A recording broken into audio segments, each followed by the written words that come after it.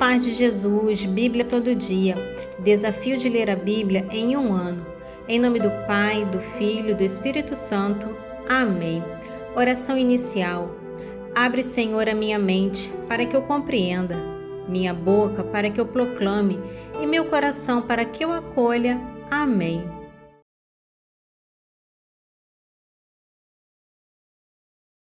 No trecho de 2 Reis, capítulo 14, é narrado o reinado de Jeroboão II, filho de Joás, em Israel. Ele governou por 41 anos e, apesar de sua longa administração e sucesso militar, continuou praticando o mal diante do Senhor, mantendo os pecados do primeiro Jeroboão, que havia levado Israel à idolatria. Jeroboão II recuperou terras perdidas, estendendo novamente o território de Israel, desde Emate até o mar de Arabá, conforme profetizado por Jonas, filho de Amate, o mesmo profeta do livro que leva seu nome. Esse período marcou uma restauração política e militar, apesar da corrupção religiosa. Mesmo com tanta infidelidade, Deus teve compaixão de Israel, vendo a aflição do povo e decidindo não apagar o nome de Israel, concedendo-lhe salvação por meio desse rei. O capítulo termina com a morte de Jeroboão II e a ascensão de seu filho Zacarias ao trono. Vamos à leitura. 2 Reis, capítulo 14, dos versículos 23 ao 29. No 15º ano do reinado de Amacias, filho de Joás, rei de Judá, Jeroboão, filho de Joás, tornou-se rei de Israel em Samaria. Seu reino durou 41 anos. Fez o mal aos olhos do Senhor e não se apartou dos pecados de Jeroboão, filho de Nabate, que fizera pecar Israel. Restabeleceu as fronteiras de Israel desde a entrada de Emate até o mar da planície, conforme tinha o Senhor anunciado pela boca de seu servo Jonas, filho de Amate, que era natural de Gat-Ofé. O Senhor vira com efeito a amargosíssima aflição de Israel, que a todos tinha consumido, pequenos e grandes, e não havia ninguém para socorrer Israel. O Senhor não tinha ainda resolvido apagar o nome de Israel de sob o céu e por isso libertou pelas mãos de Jeroboão, filho de Joás. O restante da história de Jeroboão, seus atos e façanhas guerreiras, o modo como reconquistou Damasco e Emate de Judá para Israel, tudo isso se acha consignado no livro das crônicas dos reis de Israel. Jeroboão adormeceu com seus pais, os reis de Israel. Seu filho Zacarias sucedeu-lhe no trono. O capítulo 15 de 2 Reis mostra uma época de grande instabilidade, tanto em Judá quanto em Israel. A sucessão rápida de reis, muitas vezes por meio de conspirações e assassinatos, reflete a decadência espiritual e moral do povo. Mesmo os reis que fizeram o que era reto diante do Senhor, como Azarias e Joatão, não eliminaram os lugares altos, permitindo que o povo continuasse a praticar cultos idólatras. A ascensão do poder assírio e as deportações dos israelitas são sinais claros dos julgamentos de Deus sobre a infidelidade do povo. No entanto, mesmo em meio ao caos, Deus permanece fiel à sua aliança, preservando um remanescente e preparando o caminho para a vinda do Messias. 2 Reis, capítulo 15. No 27º ano de Jeroboão, rei de Israel, Azarias, filho de Amacias, rei de Judá, tornou-se rei.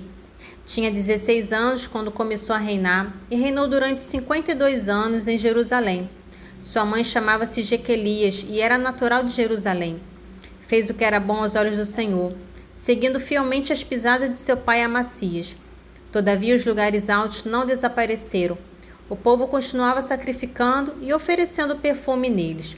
O Senhor feriu de lepra o rei, e ele ficou leproso até o dia de sua morte, vivendo numa casa afastada.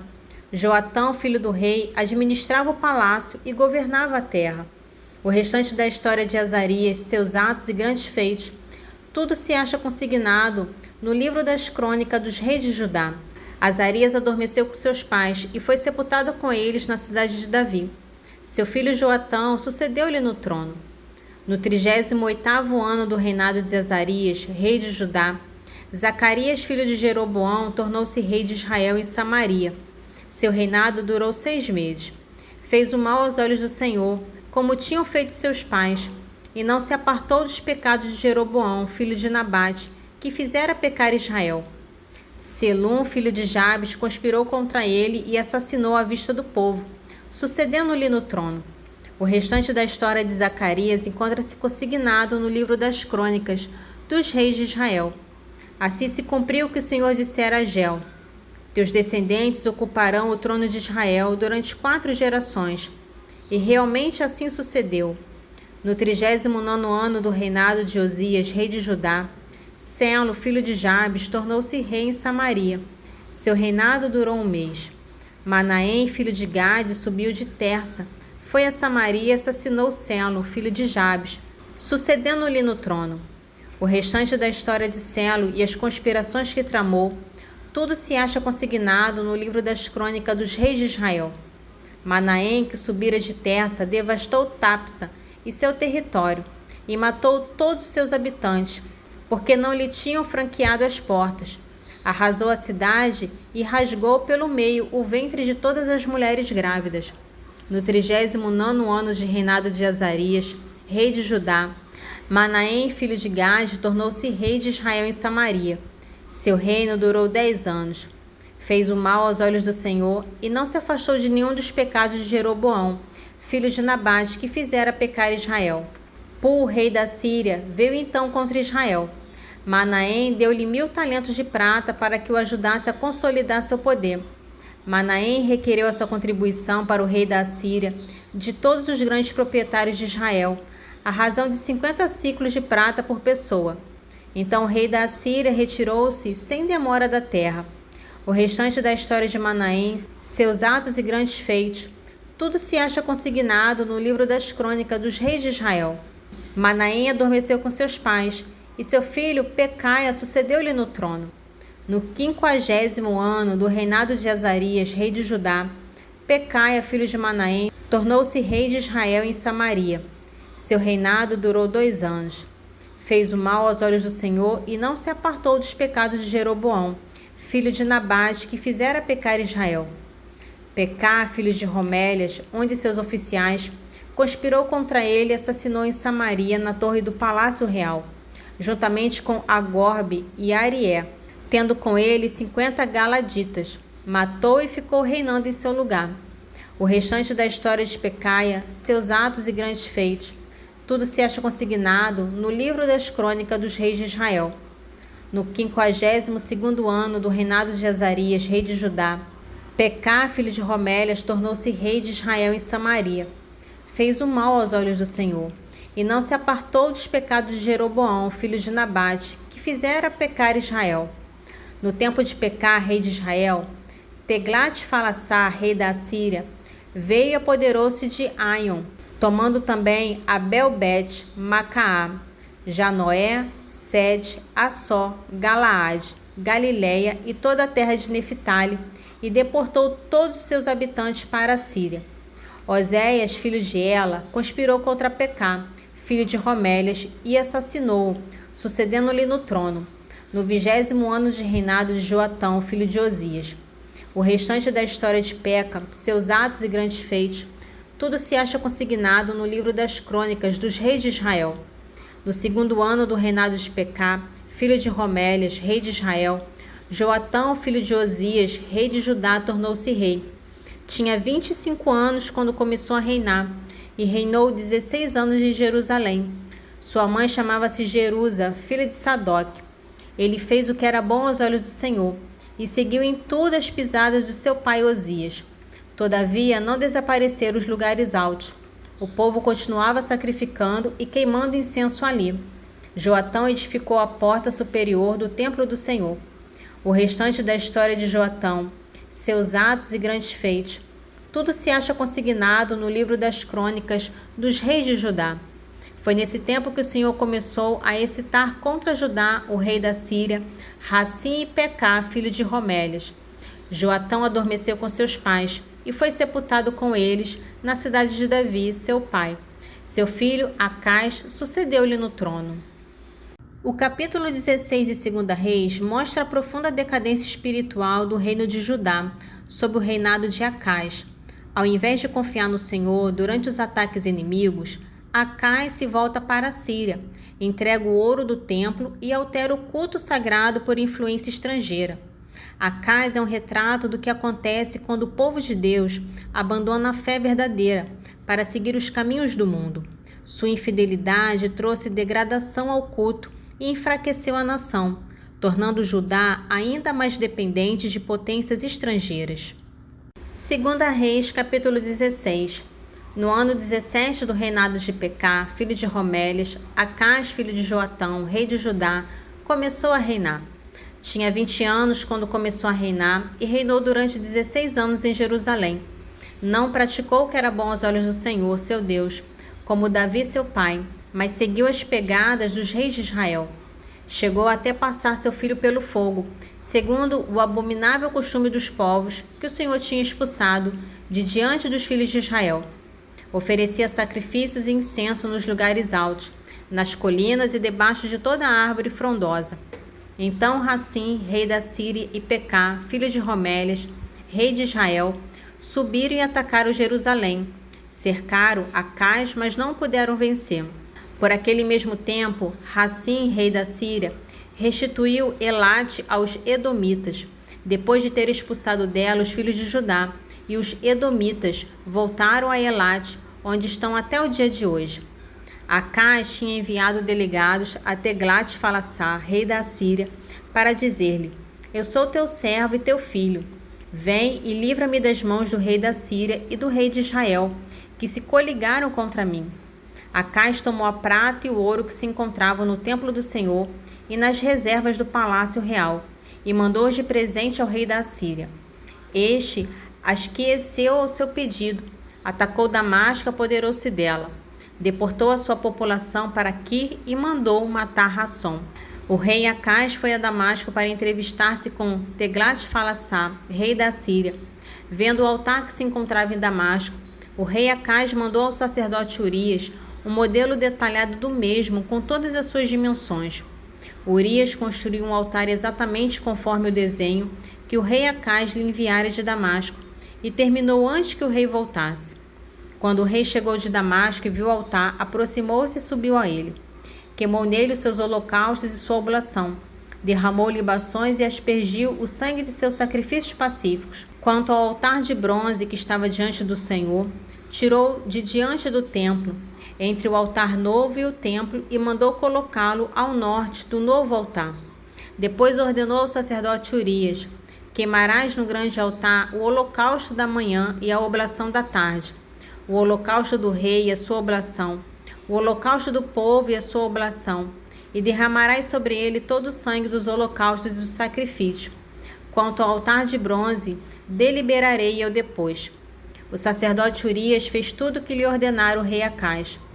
Além disso, desmontou o rei Acais os quadros e os pedestais, e tirou de cima as bacias. Desceu o mar de bronze de cima dos bois de bronze que o suportavam e o colocou sobre um suporte de pedra. Tirou também do templo do Senhor, por causa do rei da Síria, o pórtico do sábado que fora construído no edifício e a entrada externa para o rei. O restante da história de Acais, seus atos e grandes feitos, tudo se acha consignado no livro das crônicas dos reis de Judá. Acais adormeceu com seus pais e foi sepultado com eles na cidade de Davi. Seu filho Ezequias sucedeu-lhe no trono. Esse trecho de João inicia a paixão de Jesus com intensidade e profundidade. Jesus se entrega voluntariamente. Ele não foge, não hesita, assume com liberdade e consciência o sofrimento que virá. Sua palavra, sou eu, tem poder divino, lembrando o nome de Deus revelado a Moisés, eu sou. É a revelação do Filho obediente. Pedro, na tentativa humana de defender Jesus, usa a espada, mas Jesus rejeita a violência, aceitando o cálice da paixão. Mesmo injustamente interrogado e agredido, Jesus responde com firmeza e serenidade.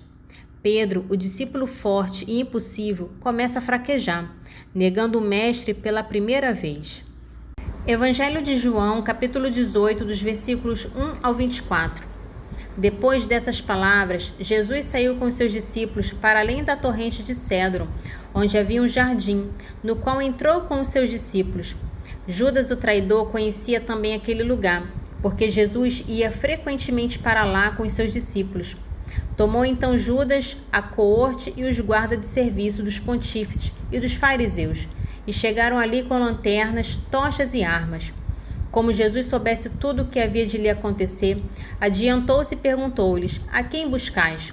Responderam: A Jesus de Nazaré. Sou eu. Disse-lhes: Também Judas o traidor estava com eles. Quando lhes disse: Sou eu, recuaram e caíram por terra. Perguntou-lhe eles pela segunda vez: A quem buscais? Disseram: A Jesus de Nazaré.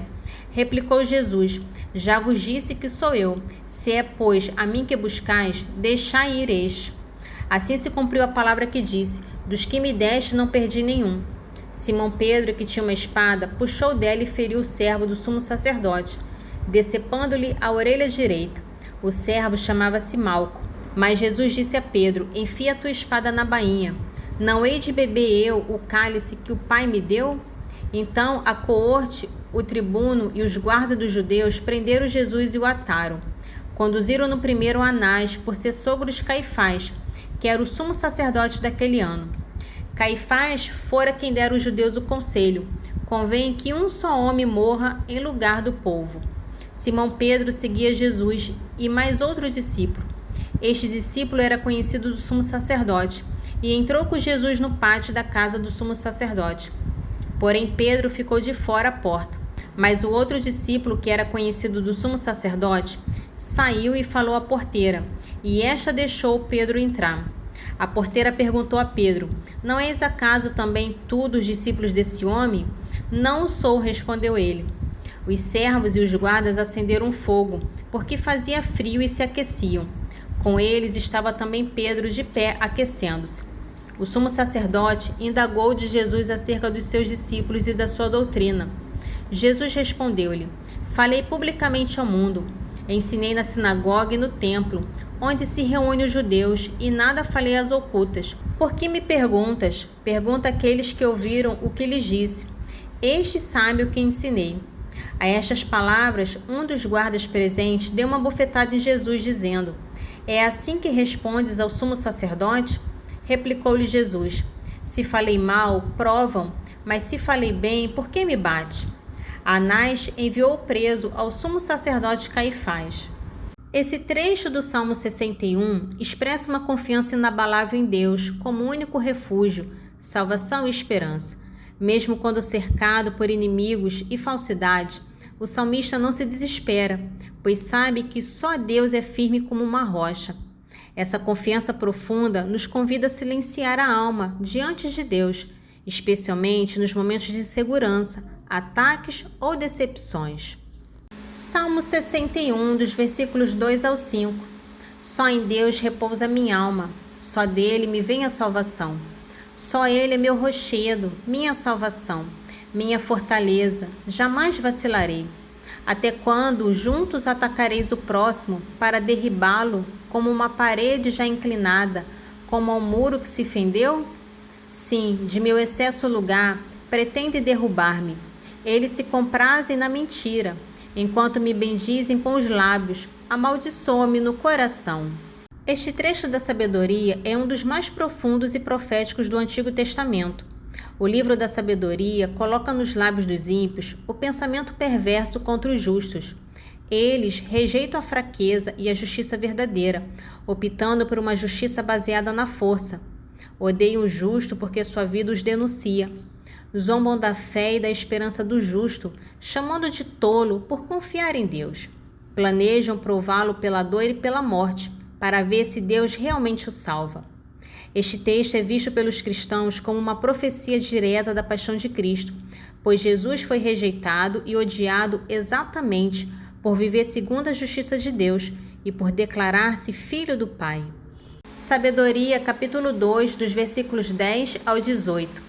Tiranizemos o justo na sua pobreza. Não poupemos a viúva e não tenhamos consideração com os cabelos brancos do ancião. Que a nossa força seja o critério do direito, porque o fraco em verdade não serve para nada.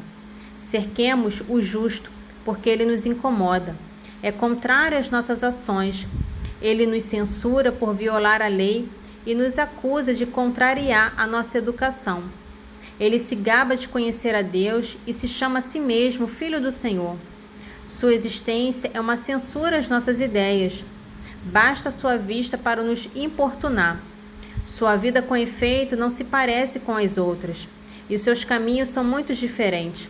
Ele nos tem por uma moeda de mau quilate, e afasta-se de nossos caminhos como de manchas. Julga feliz a morte do justo, e gloria-se de ter Deus por Pai. Vejamos, pois, se suas palavras são verdadeiras, e experimentemos o que acontecerá quando da sua morte, porque se o justo é filho de Deus, Deus o defenderá e o tirará das mãos dos seus adversários. Oração final. Senhor, te louvo e agradeço, porque deixastes tua palavra viva no meio de nós. Que as tuas palavras fiquem guardadas em meu coração e que eu seja testemunha viva do vosso Evangelho. Amém. Em nome do Pai, do Filho e do Espírito Santo. Amém.